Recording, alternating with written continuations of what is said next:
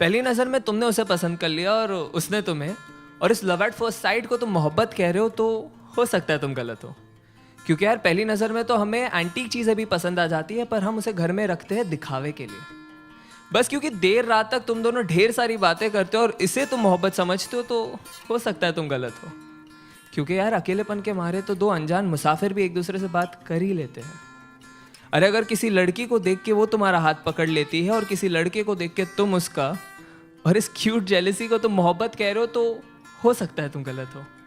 क्योंकि यार परिंदों को पकड़ा जाता है पिंजरों में कैद करने के लिए, उन्हें आज़ाद करने के लिए नहीं। बस क्योंकि अब तुम दोनों एक दूसरे की बातों को समझ पा रहे हो और इसे तुम मोहब्बत कहते हो, तो हो सकता है तुम गलत हो।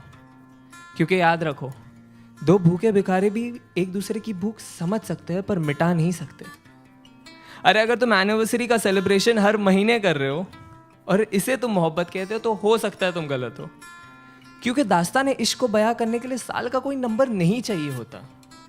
अरे बस क्योंकि तुम उसके इंस्टा स्टोरीज का और वो तुम्हारे स्नैप स्टोरीज का हिस्सा बन चुकी है और इसे तुम मोहब्बत कह रहे हो, तो हो सकता है तुम गलत हो। क्योंकि यार मोहब्बत को फिल्टरों के साथ सेव नहीं किया जाता, उसे बस उसी लम्हे में जिया जाता है।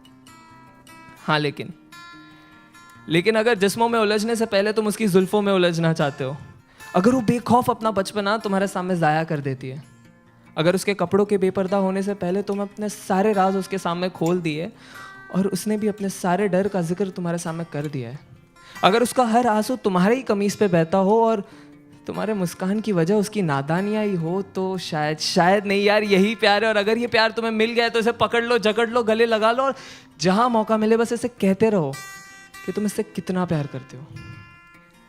क्योंकि ऐसी मोहब्बत से मुलाकात होने में ज़िंदगी का एक काफ़ी लंबा अरसा बीत जाता है।